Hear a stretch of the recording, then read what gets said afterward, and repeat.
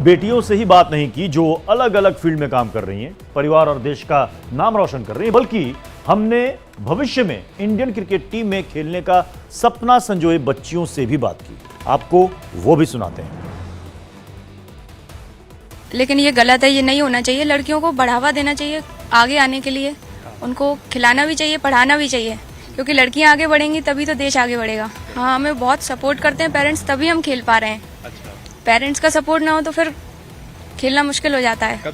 ये बिल्कुल नहीं होना चाहिए जैसा राजस्थान में हो रहा है। इस कमरों में शादी कर रहे हैं उनको भेज दे रहे हैं गरीब, और ये एक तरफ हम खेल रहे हैं, एक तरफ हम कहते हैं लड़कियों को बढ़ावा दो, दूसरी तरफ लड़कियों को साथ ही हो रहा है। बहुत गलत हो रहा है। जैसे हमारे मध्य प्रदेश में लड़कियों को बहुत बढ़ावा मिल रहा है, वो खेल के साथ पढ़ाई कर रही हैं और पढ़ाई के साथ साथ खेल भी रही हैं। उनके मम्मी पापा बहुत सपोर्ट कर रहे हैं और हमको भी कर रहे हैं। ऐसा मतलब राजस्थान में नहीं हो रहा है, उनको भी सपोर्ट करना चाहिए। ये बहुत गलत है। जब सरकार बेटी बचाओ बेटी पढ़ाओ करती है तो उसको वो भी करना चाहिए सरकार को, और लड़कियों की कम उम्र में शादी नहीं करनी चाहिए और उनको आगे बढ़ाना चाहिए। राजस्थान में जो हो रहा है ना वो बहुत गलत है। राजस्थान सरकार को लड़कियों की उम्र में कम उम्र में जो शादी हो रही है उस पर रोक लगाना चाहिए। हाँ, बहुत गलत हो रहा है राजस्थान में। इतनी कम उम्र में शादी करना बेसिकली गलत होता है। सब लोग अपना नहीं रहे हैं इसे कि बेटी पढ़ाओ बेटी बचाओ पे। राजस्थान में तो बहुत ही कम है, बहुत ही ज्यादा कम। तो उनको ये अपनाना चाहिए कि बेटी पढ़ाओ, बेटी आगे बढ़ेगी तभी देश आगे बढ़ेगा। वो लोग सोचते हैं कि बस बेटी चूल्हे चौके में रह जाए। राजस्थान में इतना बुरा नहीं होना चाहिए। सरकार कहता है बेटी बचाओ बेटी पढ़ाओ, लेकिन सरकार को खुद देखना चाहिए कि वो क्या कर रहे हैं। हमारे स्टिंग ऑपरेशन महापाप के दिखाए जाने के बाद देश भर से रिएक्शन सामने आ रहे हैं। हर कोई अपनी प्रतिक्रिया दे रहा है। देश के मन में गुस्से का उबाल है, लेकिन ठहरिए, इस स्टिंग ऑपरेशन की कड़ियां अभी बाकी हैं। हमने स्टिंग ऑपरेशन के दौरान यह तो पता लगा लिया था कि बेटियों का सौदा किस तरह से होता है, कौन करता है, लेकिन अभी भी यह सवाल था कि आखिर बेटियों का सौदा करने के लिए कॉन्ट्रैक्ट कौन साइन कराता है, किस तरह से यह पूरा प्रोसेस होता है। इसके साथ यह जवाब भी तलाशना भी बाकी था कि जो पिता या भाई अपनी बेटी बहन का सौदा कर रहा है उसकी आखिर कोई मजबूरी भी है या फिर घिनौना मंसूबा। देखिए रिपोर्ट।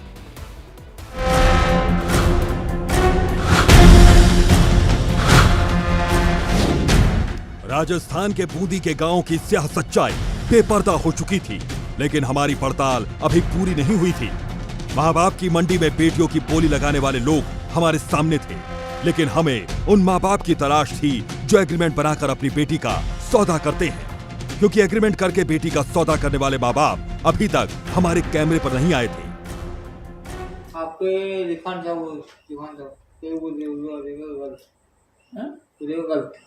तो और देखो वो नौकरी दी नौकरी के तौर पर आपको कुछ ना कुछ मकान के लिए सबाई हुई ऐसा रोटी सब्जी ऐसा बनाती है, ऐसे दिखाओ। हमने बर्मा से ऐसे माँ बाप से मिलवाने के लिए कहा तो बर्मा इसके लिए तैयार भी हो गया, क्योंकि बर्मा के दिमाग में लालच भरा था। इसी बीच हमारे लिए खतरा बढ़ चुका था। गांव के लोग हमें पहचान चुके थे। हमारा किसी गांव में जाना खतरे से खाली नहीं था, लिहाजा हमने होटल में ही रुकने का फैसला किया और अपनी बेटी का सौदा करने वाले माँ बाप को होटल में ही बुलाने की कोशिश की। वो तो मैं संभाल लूंगा क्या करना है। अच्छा, कर जाओ, चलिए। बेटियों के साथ हो रहे महापाप में शामिल बाप ने होटल आने के लिए हामी भर दी। वक्त तय हुआ और बर्मा एक अधेड़ शख्स के साथ होटल पहुंच गया। मोती शंकर नाम का यह शख्स हमारे सामने था। इसने अपनी बेटी का सौदा ऐसे लोगों के साथ कर दिया जो उससे गंदा काम करवा रहे हैं, और इस बात का इसे जरा भी अफसोस नहीं है। आपने उन गलत आदमियों को गलत काम करवाने के लिए बच्ची परेशान नहीं होगी? आपकी अभी परेशान नहीं होगी? परेशान तो है। परेशान समझो या मत समझो सर, देखो परेशान तो है, मजबूरी तो देखो, ऐसी बात नहीं। आपने खुद ही पता लगाया उनके बारे में, खुद ही चले गए आप लेने के लिए बच्ची को? पार्टी भी आ जाती है, खुद भी चले जाते हैं। तो आप खुद गए थे? मतलब खुद गए। हमने पूछा कि आखिर ऐसी कौन सी मजबूरी थी जिस वजह से आपने अपनी बेटी को गंदा काम करने वालों को बेच दिया, तो उसने जो वजह बताई वो भी हैरान करने वाली थी। उसने बताया कि उसके पिताजी ने बैंक से लोन लिया था, जिसे चुकाने के लिए उसने अपनी बेटी का ही सौदा कर दिया, वो भी पूरे 4.5 लाख रुपए में। ये कर्जा आपके पिताजी ने लिया था? पिताजी ने लिया था, बाकी वो पिताजी तो शांत हो गए। कब हुए हैं? इनको तो 8-9 साल हो गए। 9 साल। तो 9 साल से फिर उस कर्जे का क्या हुआ? बैंक वालों का। अच्छा। तो वो कर्जा आ गया एकदम अचानक कर्जा आ गया, हमारे ऊपर आ गया। मतलब 8-10 साल पहले आपके पिताजी ने कर्जा लिया था? लोन लिया था। अच्छा, बैंक से लोन लिया था? बैंक से लोन लिया था। अच्छा। यानी दादा के कर्ज का भुगतान पोती के जिस्म से किया गया। 9 साल तक बाप अपनी बेटी के जवान होने का इंतजार करता रहा कि कब बेटी बड़ी हो और वो लोन चुका सके। कितने शर्म की बात है कि एक पिता अपनी जान बचाने के लिए बेटी को सूली पर चढ़ा रहा है। मोती शंकर ने धंधे वालों से 4.5 लाख रुपए लिए और नाबालिग बेटी को दरिंदों के हवाले कर दिया। सर देखो, मेरी मजबूरी थी, वो सबके सामने मैंने तो डाल दी। फिर देख लो, आपकी इच्छा है। मतलब आपने कर्जा लिया था वो? 4.5 लाख रुपए उसके पास से मैंने केस लिए। अच्छा। केस लिए। कब लिए? ये तो जैसे महीना भर समझो या 25 समझो, इनके लगभग है ये। 1 महीना पहले आपने किसी से 4.5 लाख रुपए उधार लिए और उसने उसकी एवज में वो काम शुरू। कौन सा?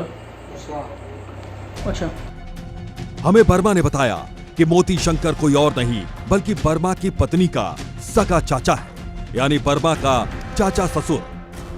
मोती शंकर ने अपनी कारगुजारी छिपाने के लिए गरीब होने की दुहाई दी और कहा कि गरीबी और मजबूरी बड़ी चीज है। तो आपकी बच्ची को वो लेने आए थे, आप गए थे लेने के लिए? नहीं, देखो उस टाइम पे परेशानी मेरी थी तो खुद मतलब पता लगा के मैंने। उन लोगों के बारे में कैसे पता लगा था आपने? वो तो जहाँ उनका कार्यक्रम होती, कोई जान पहचान होती है तो देखो पता लगाना पड़ता। अच्छा। उसलिए क्या बात हुई थी आपने उनसे? अब तो हो गया जो होना था सर, जो हो गया। तो आपकी लड़की अभी कितने टाइम से वहाँ पे है? टाइम तो उनको या तो 12 महीने के लिए। 12। लड़की के पिता ने तर्क दिया कि उसके पास कोई और रास्ता नहीं था, इसलिए उसने बेटी को धंधेबाजों को सौंपना ही सही समझा। यानी लोन का पैसा चुकाना उसे अपनी बेटी की इज्जत से ज्यादा प्यारा था। हम ये नहीं कह रहे कि लोन का पैसा नहीं देना चाहिए, लेकिन पैसा चुकाने के लिए कोई और रास्ता भी अपनाया जा सकता था। अब आप देखो सर, मेरी मजबूरी समझे जब भी, और अपने राम धर्म रीम पे चले जब भी। जो मेरी तो मजबूरी थी, मैंने छुपा के दे रखी।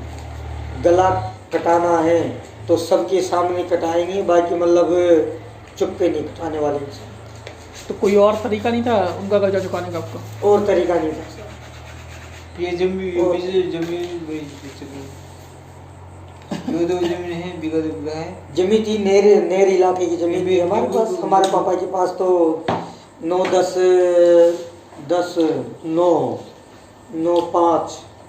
13 बीघे जमीन थी, तो मतलब पहले बेच देती। 13 बीघे जमीन। 13 बीघा आपके पास जमीन थी? पहले बेच दी, वो तो हमारे पहले बेच दी। अच्छा। बेची तो मतलब हमारे पापा ने हमारे सामने बेची है वो। बाकी हमारे पहले बेच दी थी, ये कर्जा और माथे आ गया 4.5 लाख रुपए का। 4.5 लाख। मोती शंकर अपनी बेटी की बार बार तारीफ कर रहा था तो हमसे रहा नहीं गया। हमने उससे कहा कि जब आपकी बेटी इतनी अच्छी है तो आपने बेटी को ऐसे लोगों को क्यों बेच दिया? एक बात बोलूं आपको, अगर एक मिनट अगर आपको लगता है कि लड़की बहुत अच्छी है, आपकी सीधी सादी लड़की है, सीधी सादी, तो आपने गलत लोगों के हाथ में क्यों दे दी? नहीं, मगर क्या करें कि तो जेल जाओ सतूर वाली में। तो सतूर वाले का डर लगा। सतूर वाली कौन सी? सतूर अच्छा, बूंदी जिले की जेल सतूर है। अच्छा, कर्जा नहीं आपने दिया इसलिए? और पुलिस वाले क्या करते, गाड़ी भर के सदर थाने से, और रात को भी आ जाती, कभी दिन को भी आ जाती। तो बम्बोल के अंदर कब तक हम छुप के में हमने लड़की से धंधा करवाने की बात को और भी पुख्ता करने के लिए पिता से दोबारा पूछा कि आपने अपनी बेटी को कब और किसे दिया। पिता ने कहा कि 1 महीने पहले अपनी बेटी को धंधा करने वालों को 4.5 लाख रुपए में गिरवी रख दिया है, यानी 1 साल के लिए कॉन्ट्रैक्ट मैरिज का किया। अब चाहे वो उससे कुछ भी करवाए। अभी आपने लड़की अपनी वहाँ बैठा रखी है और वो लोग उससे गलत काम करवा रहे हैं। देखो गलत है, अभी तुम मेरा हाँ वो तो बोल दी ना। अरे तो वो तो मतलब रुस्से के अंदर गई, बाकी है तो मतलब वही उसका कर्जा ले रखा अपने मैंने खुद ने। तो लड़की आपको बोलती नहीं है कभी कि दिक्कत हो रही है कोई उसको या नहीं, ऐसा कुछ नहीं बोला लड़की ने कभी? देखो दिक्कत बोले जब भी कुछ नहीं होता और नहीं बोले जब भी कुछ नहीं होता। देखो बेटियों का ख्याल सबसे ज्यादा मां रखती है। जब हमने मोती शंकर से कहा कि आपकी बीवी ने इस महापाप को करने से नहीं रोका, तो उसने एक बार फिर मुसीबत का ही रोना रोया। तो आपकी बीवी ने नहीं कहा आपको कुछ कि लड़की को क्यों दे रहे हो, उनको ऐसे गंदे लोगों को क्यों दे रहे हो? देखो सर, जब अपने माथे पे आती है ना, जब बीवी भी लाइन लग जाती है, आदमी भी लाइन लग जाता है। ये तो बात आप सही कह रहे हैं। ये बात है सर। अब हमें एग्रीमेंट का वो सच जानना था जिसे बेटी के सौदे के वक्त लिखा जाता है। मोती शंकर ने बताया कि वो एग्रीमेंट में सभी बातों को घुमा फिरा कर लिखते हैं। सीधे तौर पर शादी करने या धंधा करने की बात नहीं लिखी जाती। एग्रीमेंट दलाल खुद करवा देता है। मुझे सारी चीजें समझ आ गई। सिर्फ मुझे ना पेपर की बात एक बार दोबारा समझो, तो पेपर कैसे बनवाओगे आप? क्योंकि ये कह रहे तो पेपर मैं बनवा दूंगा। पेपर आपकी इच्छा वाली बात है। ये कह रहे तो मैं बनवाऊंगा। दुकान या कुछ ना कुछ ऐसा नौकरी ये अब आप बताओ। अरे मैं बताओ, तू नहीं समझा भाई। लड़की आप दोगे तो एग्रीमेंट में क्या लिखोगे? हाँ समझ गया। उसमें आप जैसे घर की नौकरानी बना के और पेपर लिखे आपकी इच्छा, और घर गृहस्थी बना के पेपर लिखाना चाहिए आपकी इच्छा। लिखा लो, जैसे भी आपकी इच्छा है वैसे लिखा सकते हैं। आप क्या लिखाते हो? आपके साथ आप क्या लिखाते हो? देखो हमारे समाज में काम लिखा देते जो सही है। नहीं मतलब नौकरानी के लिए बेचते हो? नहीं बेचना नहीं करते, बेचना नहीं करते। बेचना नहीं, काम करवाने के लिए। हाँ, मतलब सुनो, पूछने का मतलब ये है कि अगर कल को कुछ होता है तो पेपर देख के कोई शक ना करे कि किसने लेके गए, क्या लिखवाओगे? ये मतलब सब समझदारी की बातें कुछ लिखना पड़ता है। बाकी मतलब ये सीधी बातें लिखना नहीं आता है। ये कुछ बाइने से घुमा फिरा के मैं वही पूछ रहा हूँ, लिखाना। अच्छा घुमा फिरा के लिखवाओगे? तो ये घुमाने फिराने में क्या लिखवाओगे वही मैं पूछना चाह रहा हूँ आपसे। जैसे मान लो आप लड़की को लेके गए, जैसे मान लो अपने हो गई बातचीत, क्लियर हो गई, ये समझ गए। लड़की का पिता बार बार बोल रहा था कि लड़की बहुत सुंदर और सुशील है, अगर आपके साथ रहेगी तो जोड़ी खूब जमेगी। लेकिन जब हमने उससे सवाल किया कि जब आपकी बेटी इतनी अच्छी है तो आपने धंधा करने वाले ऐसे गंदे लोगों को क्यों बेच दिया, तो पिता ने अजीब सा तर्क देते हुए कहा कि अगर नहीं बेचता तो उसे जेल जाना पड़ता, क्योंकि पुलिस रात को भी गाड़ी लेकर उसे उठाने आती थी। जेल से बचने के लिए उसने अपनी बेटी को इस दलदल में झोंक दिया। तो आया तो हमारे को परेशान, नोटिस निकल गए, पुलिस वाले आने लग गए हमारे पास। तो फिर क्या करें? फिर तो कुछ भी नहीं देखा। फिर तो जैसे बकरा माता जी के चढ़ता है। एक बात बोलूं आपको, अगर एक मिनट, अगर आपको लगता है कि लड़की बहुत अच्छी है, आपकी सीधी सादी लड़की है, सीधी सादी, तो आपने गलत लोगों के हाथ में क्यों दे दी? नहीं, मगर क्या करें कि तो जेल जाओ सतूर वाली में। तो सतूर वाले का डर लगा। सतूर वाली कौन सी? सतूर अच्छा बूंदी जिले की जेल सतूर है। अच्छा, कर्जा नहीं आपने दिया इसलिए?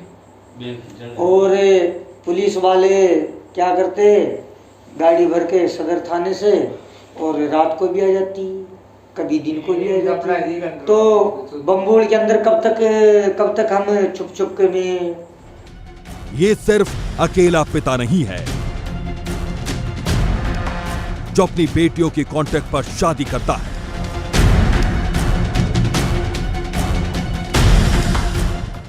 बल्कि पूरे गांव में काफी लोग हैं जो इस तरह अपनी बेटियों का लाखों रुपए में सौदा करते हैं।